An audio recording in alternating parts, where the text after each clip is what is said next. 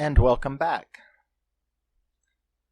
Or just welcome if you're new here. My name is Rusty, and this is my channel where I talk about my favorite movies, mostly horror, and my favorite music, mostly metal.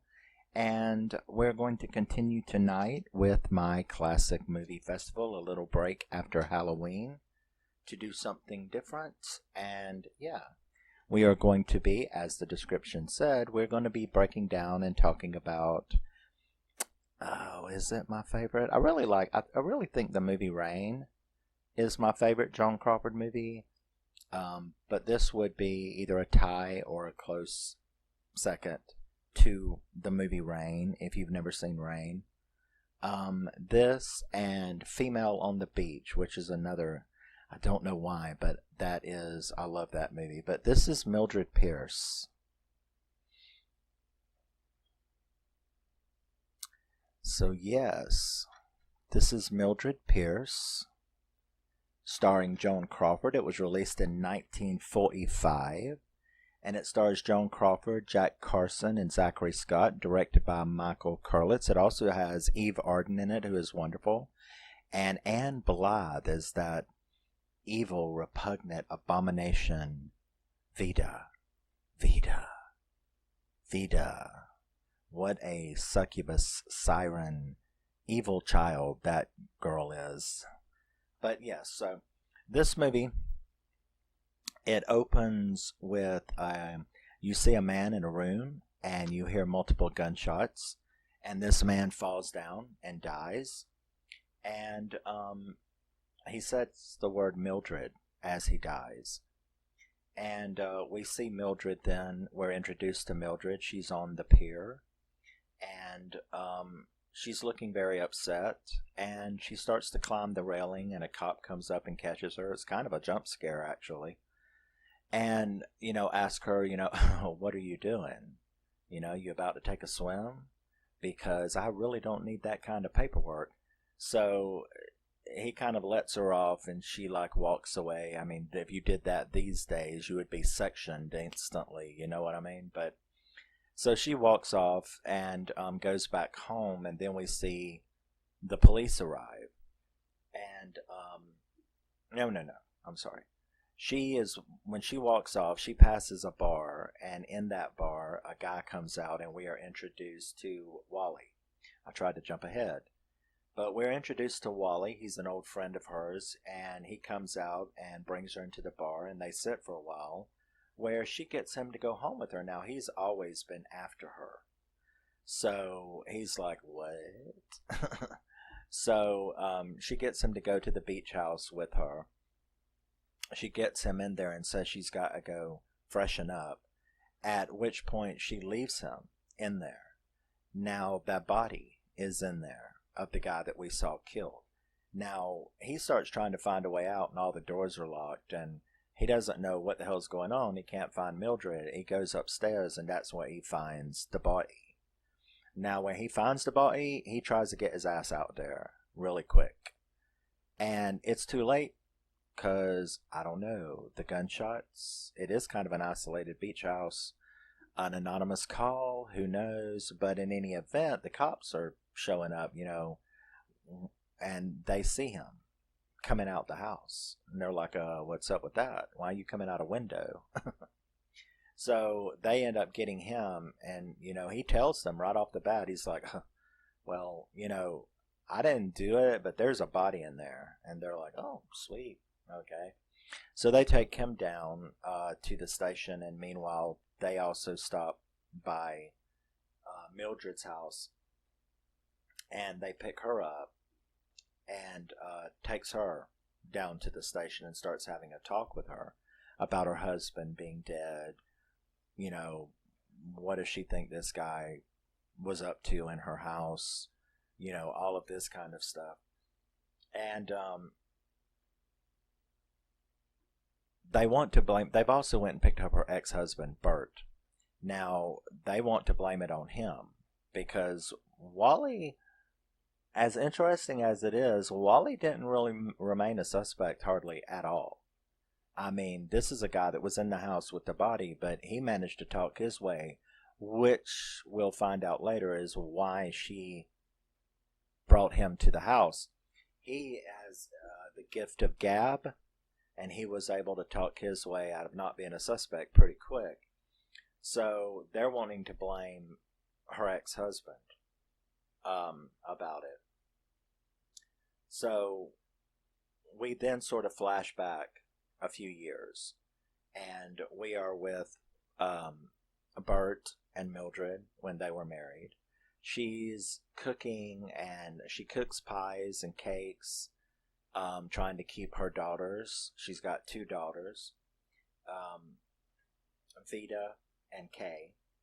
So her and Bert are always fighting over money. He's not making enough, and he blames her overindulgence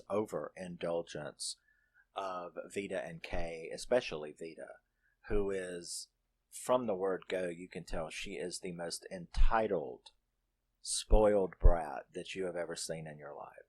And I guess at this point she's about 15? She's about 14, 15. And Kay is about 8, 9, 8, 9, 10, somewhere around there. So her and Bert are constantly fighting over money, and also her suspicions that he is having a clandestine relationship with Mrs. Viderhoff, who lives down the road. So she bakes cakes and pies and everything like that, which her daughter is so stuck up. She's ashamed of that fact. And I'm assuming that it's because she was raised so spoiled rotten and given everything, piano lessons, dance lessons, the belle of the ball.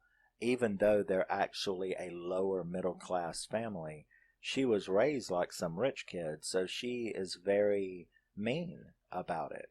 Her mother had bought her a dress, and she took it upstairs, and this is kind of what shows us how she is. She puts it on and she rags on it and Mildred is right outside the door, and she's like, "Oh my God, this piece of shit, this dirty, it's a rag. I mean, it's definitely below my station," and all that, which really, you can tell it hurts Mildred's feelings, So she hates the dress, and it makes her very upset. She is just so absolutely spoiled. So Wally, this is where they were friends for a long time. So Wally drops by and is happy because Bert and her had such a fight at that time that he left her. She was like, "Go," and he's like, "I'm tired of it." So they actually broke up. Now Wally drops by, and he's kind of glad that they dropped her, because like I told you, he's been after her for a long time. So he's happy that they broke up, and Vida once again starts guilt-tripping Mildred about not being rich, not being wealthy enough to give her everything that she wanted and the lifestyle that her and her personal class deserves. And so she starts going, well, now that Bert's gone, what little shit he did bring in. So she goes out job hunting. And she stops in a cafe just for a cup of coffee, and that's where we meet Eve Arden, who is just phenomenal in this movie. We meet her, and she overhears her talking to the other maids, like, "Oh my God, we are so short-staffed," and all of that. So after she, says, "Okay, I'll be back with your coffee," Mildred is like, "On second thought, what I would really like is a job." So Eve gives her a job as a waitress. Now she becomes a top-class world waitress, like that. With just in a few weeks, she is just the most valuable employee in that restaurant. Now, Vida, by snooping around, finds out that her mother is a waitress. Oh my God. Right? She finds out, and she of course has made her mother hire a part-time housekeeper. So Mildred comes home, and this just shows how evil that little bitch was. Mildred comes home from work, um, and her maid is wearing her waitress outfit, her extra waitress outfit. And she's like, "What are you doing wearing that?" And the maid is like, "Well, Miss Vita told me to wear it, you know." So she goes up and confronts Vita and is like, "Why is she wearing that?" And it's like, "Well, I found it in your room." "Well, what are you doing snooping in my room?"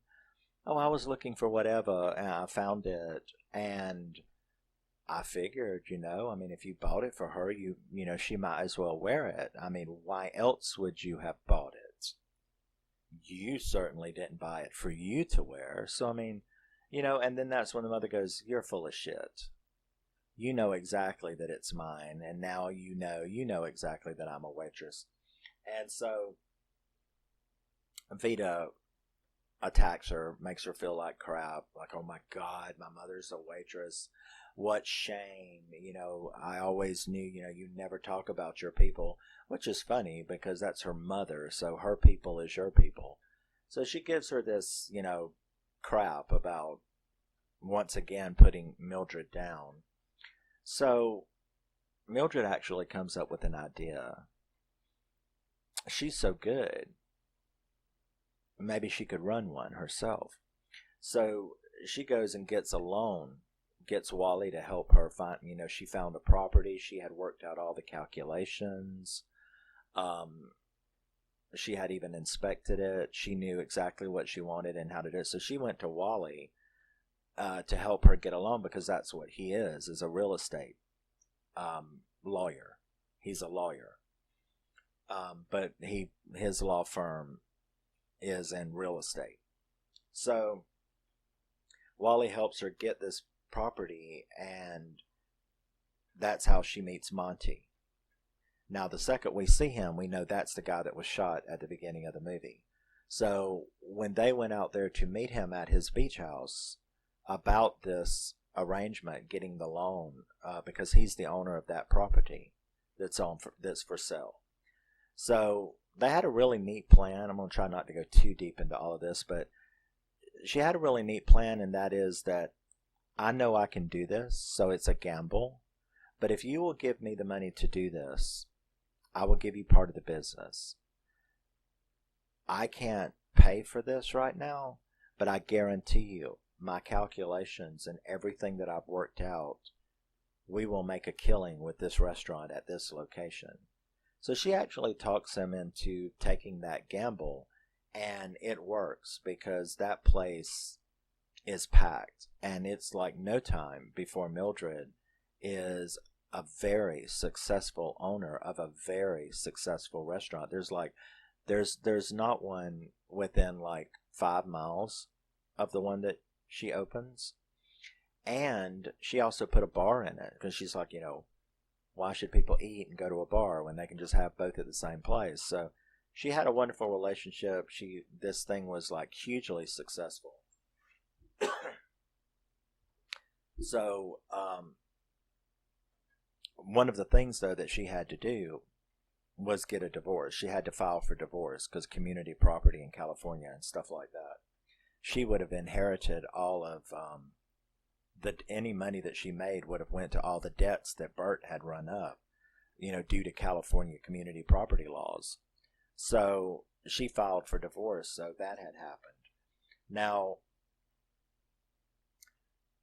her and Monty sort of began a casual relationship, even though she's not completely divorced from Bert right now. All you have to do is file. Once you've filed, his creditors can't touch you. So Bert comes and he picks up. He doesn't want to give her the divorce, but she files anyway. Well, Bert comes and picks up the kids, and they go off with him, and she continues her relationship with Monty. Only that was so sad. But the young baby girl, her baby girl Kay, she had been coughing a little bit, kind of like I'm doing.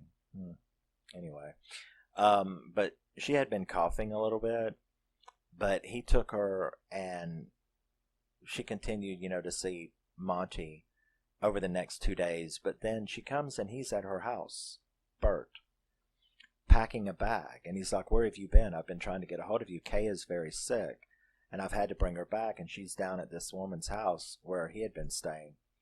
And that kid fucking dies of pneumonia right there in front of you, and it's extremely sad, and Mildred is just devastated. And this turns her attention even more to Vita, because Vita is now the only child, the only thing that she's got left. So Vita, of course, has met Monty, and the cafe is a huge success. Bert does finally give her the divorce. Then you kind of flash back to the police station, and the cops are like, know that she's not telling the truth. She's like, they're like, you're not telling the truth. This story is really interesting, but you're not telling this, truth. So she says, okay, just let me continue. So we flash back, and it's 3 years after the last flashback. So 3 years have taken place, right, since she opened that cafe, and now where we are in the story, or in her telling the story. Monty is always asking her for money. He was never nothing but a rich playboy. He was raised like Elon Musk, you know what I mean?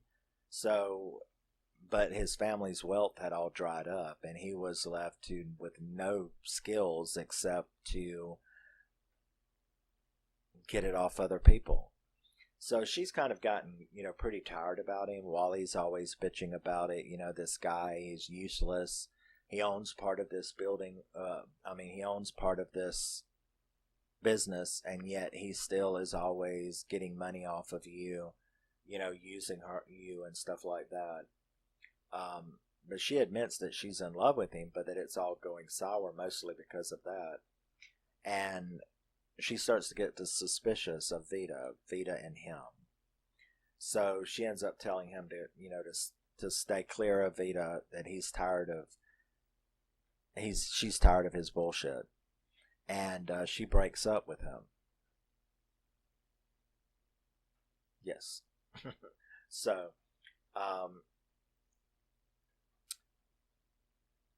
Vita, she's got her own boyfriend named Ted, and this is where you see what Vita has grown into over these 3 years. She's got, this wealthy boyfriend named Ted, and Mildred doesn't really know too much about it, but she gets home one afternoon, and that boy's mother is there. So she's like, oh yeah, come on in, stuff like that. Only to tell her that she doesn't agree with their engagement and that it should be stopped. Now, Mildred didn't know anything about all this anyway. So they go to try to figure it out. And while they're like having a little intervention with them all, Vita claims that she's pregnant and basically makes them fork over $10,000. Is it 10 or 5? It might have been $5,000 or $10,000. I think it was 10,000. But she manages, to force them to hand over that, and that she won't never tell anybody. Being rich society folk, they give in. They give her the money. Now, this causes, when they get back home, she's laughing it up on the couch, and her mom, Mildred, is like, what, this is like not a really great situation. Why are you so thrilled? Only for Vita to then tell her that this was all a scam. She's like, I'm not really pregnant. I didn't really do anything except get $10,000 off of them.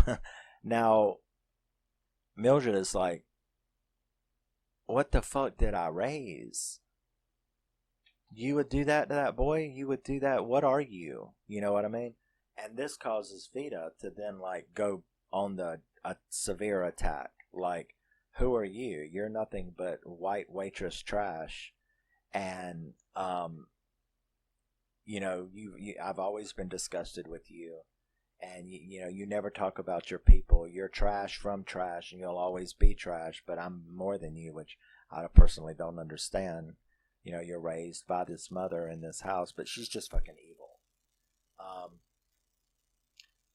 When she continues to insult her, though, Mildred ends up like slapping her, nearly knocking her down the stairs. Vita slaps Mildred and nearly knocks her down the stairs because Mildred is like, not on my watch. And she had grabbed her purse, grabbed the check out of it, and ripped it all up. This caused Vita to knock the absolute shit out of her. So now, on top of being a sociopath, she's a violent as well. So this is when Mildred's finally had enough and she throws her out. So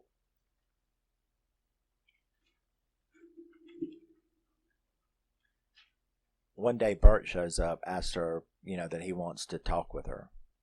So he takes her down to a club, Wally's Club, the club that we had seen at the beginning of the movie, and takes her in and sits down for a drink, and then Vita comes out and is singing on the stage. Now this is a bar, what today we would know as like a cabaret. So she's actually become this showgirl, sexual, Gypsy Rose Lee type showgirl, which of course makes Mildred go, what the fuck? And Bert's like, I didn't know how to tell you that this is what she's became. So she tries to get her to come home and tries to talk to her, and she's like, no thank you. You can't provide me what I need. So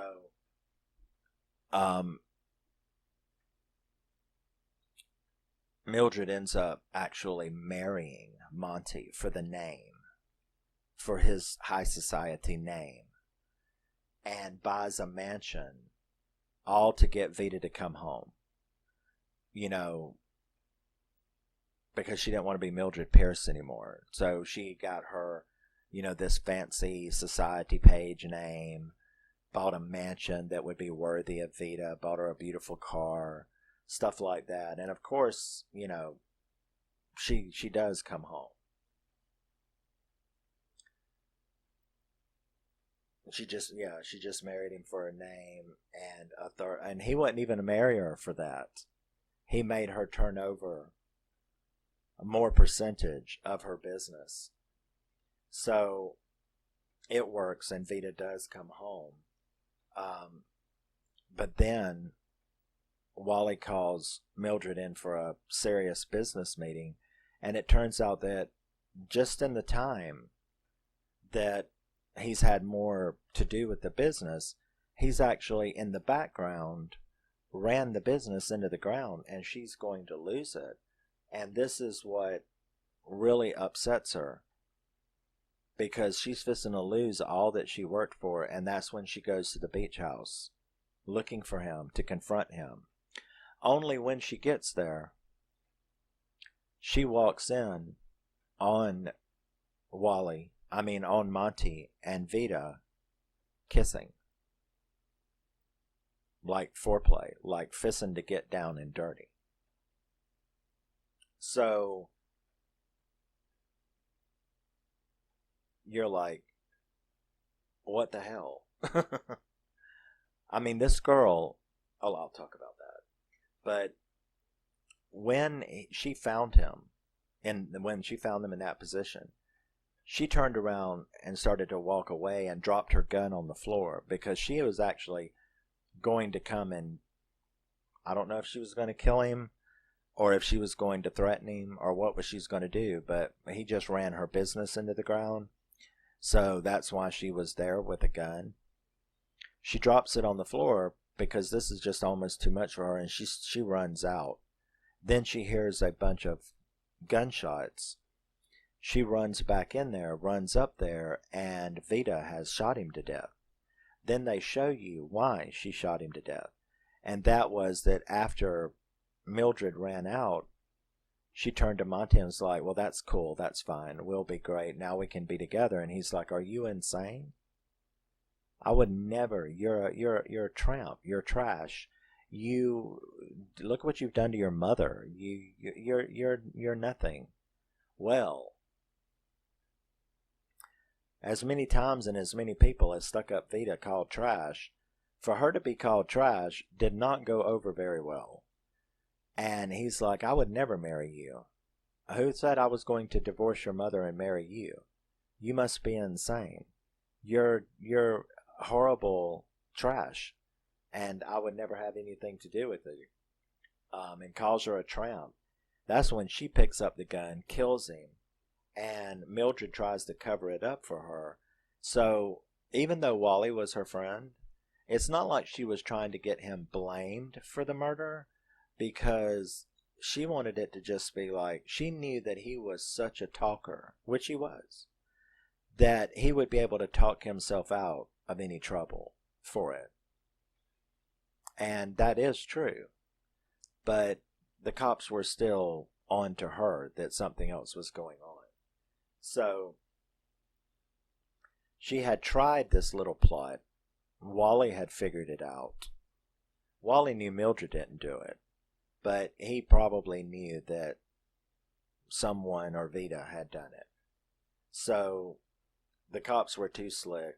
They dragged Vita in, and she's like, I'm sorry, I tried, and Vita's like, oh, don't worry about it, I'll be fine. I mean, a bitch to the very end. And then as she leaves, Wally's let go, and she is let go, and she ends up leaving with Bert. Bert, her ex-husband, he's let go. So that's the way the movie ends, is that everything's cool and the murderer has been put away. As the Hays Code and, the Legion of Decency demanded in Hollywood, the Hollywood Code is you couldn't do anything and be allowed to get away with it. So, especially if you were a woman.